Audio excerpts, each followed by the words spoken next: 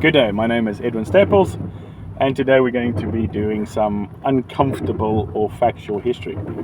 A lot of people believe, especially the African community, that a Boer and an Afrikaner is dieselfde. A Boer and an Afrikaner is the same. They're not the same. And the simplest and the easiest difference is you see those who sing about sex, drugs, alcohol, music, and have got no real sustenance, and worship Baal and money, and who want to live like lords and ladies. Those are the Afrikaners. Why are they the Afrikaners? Because they took up the gun against and took up arms against the Boer folk. They raped the Boer women and children, and they also hired black men to do the same. But nowhere in the recorded history is Sing Mamba quite well known. The Boer woman understood you can't mix seed. It's not about color, but you can't mix seed of those who love and live and worship the creator of heaven and earth, his son and the spirit, with those who worship forefather spirits, or those who are loyal to church and state, or those who are loyal to the international banking powers who do the bidding. So after the rape and the breaking of the children's necks, there's something that is not common in the history books. The Boer woman and the Boer men were excluded from society.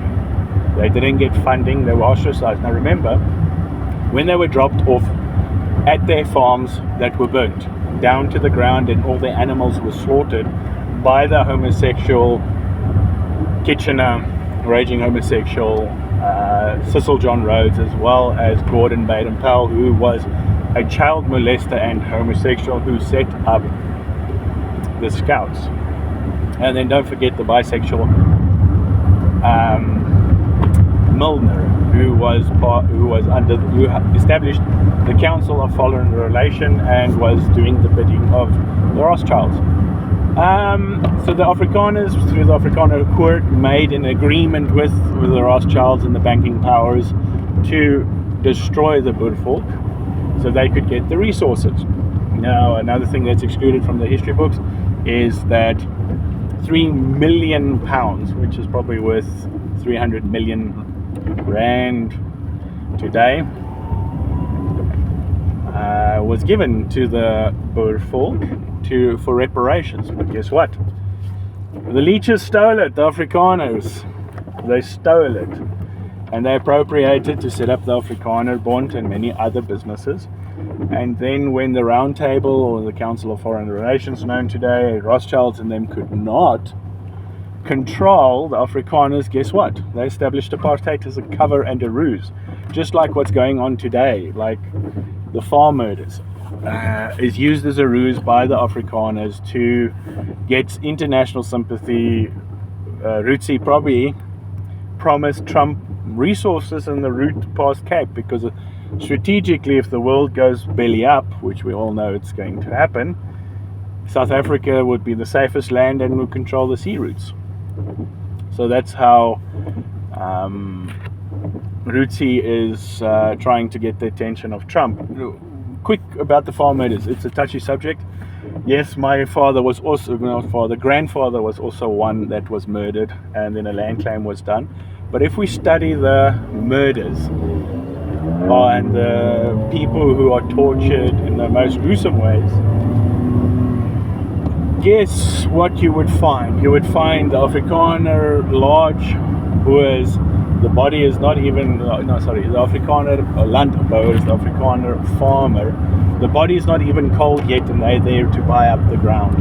The blood hasn't even been properly cleaned from the children that were raped and throat slits. And then there's a guy already in his bucky there to buy up the next piece of land. So there's a difference between the Afrikaner and the Boer. The Afrikaners set up apartheid and saddled the Boer folk with it. But what a lot of Africans don't know, the Boer folk, the Boers, not the farmers. Most people who has a couple of brain cells knows how to farm. Not that it's easy, but it's hard work. But it's not difficult work.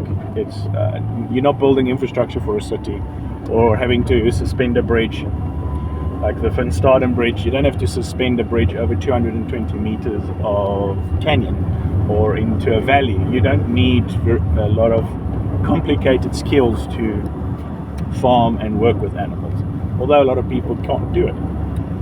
Okay, so the Boer folk was excluded from society. They didn't get funding. The money that was intended for them was used to slowly strangle them, exclude them from society, and that same money that was intended for the Boer folk was used by the Afrikaners to set up many companies as we know today, Sanlam, Volksbank, later Absa, and all these things. So the long and the short of it is that those who worship Baal and Mammon go to the Voortrekker monument. That's how you know the difference between Afrikaners. A lot of them say A, B, and C, but has the Afrikaners ever done restitution to the Boer folk? Has the Afrikaner ever said, sorry for raping your Boer women and children? Sorry that we stole your money. Sorry that we stole your culture. Sorry that... But then they have to admit what they've done. So we come back to certain things. I want to... Is this going to be a popular video? Probably not, no. But this is God's land. This is not EFF's land. Before the Boer folk came here, the Bokwatla tribes and many other tribes, all they did is kill each other and eat each other. Does the EFF want to go back to this? This Talmud idiocies is just completely stupid. This is God's land. It is not your land. And God chose the Boer folk, whether you like it or not, to be the one who made the covenant to steward this land. So if you bless the Boer folk, not the Afrikaners, the Boer folk, guess what? The land will go well with the land.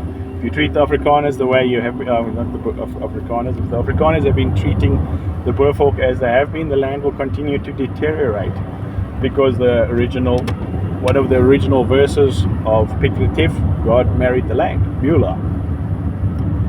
And a long story short, so you have a difference between the Boer and the Boer folk. The Afrikaners built upon the backs and blood of the Boer women and children, what we know today as the South African society. And everyone's like, white monopoly, white monopoly. That money came because of the international banking houses taking the diamonds and gold for the exchange for the Afrikaners, not the Boers, to rule this nation. And that has now come to an end, because it's now time to give in a book. You guys had 22 years to make right, and you didn't. You believe your grandmasters and all these knighthood and Afrikaner bond is going to protect you. But we know that the Kabbalistic meaning of the all-seeing eye is the anus, and all elites do a homosexual, bisexual blood oath to rule the world. So all the Afrikaner heroes and the big this and that, it's hidden from the level 1, 2 and 3 Freemasons and ones in the lower levels of the Afrikaner bond. But in the long and short story, the all-seeing eye is the anus, and that's why anal sex and homosexuality is so popular, because it's a trading of seed and a trading with the dark forces. But what a lot of people have not taken note of is that this is God's land. It's not our land, it's God's land. He chose the Boer folk to bless this land, and there was coloreds, there was Zulus, there was all sorts of tribes within the Lager, the Lager kraal, when for 7 days they prayed to the Lord God of heaven. 434 men against 10,000, 20,000 Zulus. Save us, and we will build a house for you, which is a people. It's about a people, and God honored that. And we know the history, but the purpose of this video is to show the difference between the Boer and the Afrikaner. The Boer was chosen by God, the Afrikaner didn't exist then. The Boer was, the idea of an Afrikaner didn't exist. The idea of the Afrikaner nation only started after they found gold. And that's after they sold out their own people. I mean,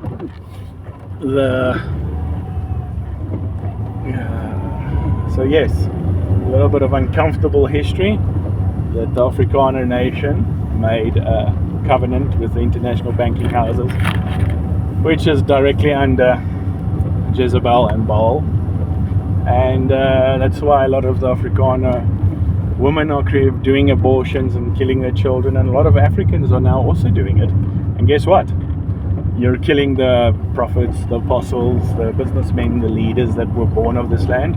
So God says, you know what? I'm going to send the Malawians, I'm going to send the Zimbabweans, I'm going to send everybody here who appreciates life.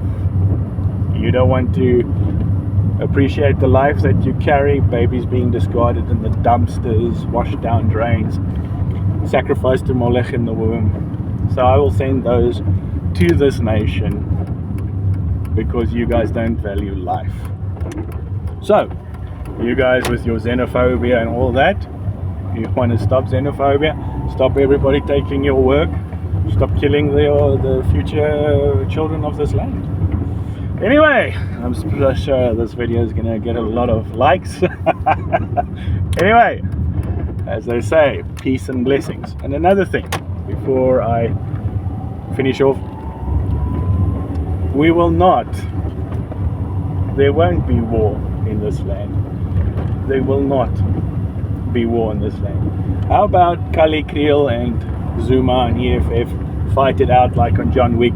We let them do a duel style where they fight each other. How about the ones that are calling for violence fight each other? I mean, I know it's going to be a touchy point, but Zuma got Malema hooked on coke. And there you have the African culture just destroying. And not that all of them just want to destroy, but as soon as people rise to a certain level, they don't like it. They kill each other. So EFF, Zuma, Kali Kriel, you guys want to go back to eating each other? Eh? You guys just want to go back to eating each other. I mean, you guys and your forefathers did rape all the poor women and children and paid black men to do the same. So, yeah, I mean, cannibalism is not enough fun. Not too far away.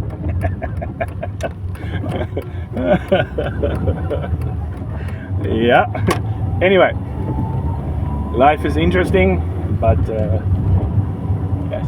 Anyway, peace and blessings, and I hope all of you are keeping warm in this interesting weather we are having. And remember, a Boer is a part of a culture, the identity, the one that the God of heaven and earth chose the Boer folk to bless this land, not the Afrikaner. Afrikaner only came a couple of 60, 70 years later with the discovery of gold.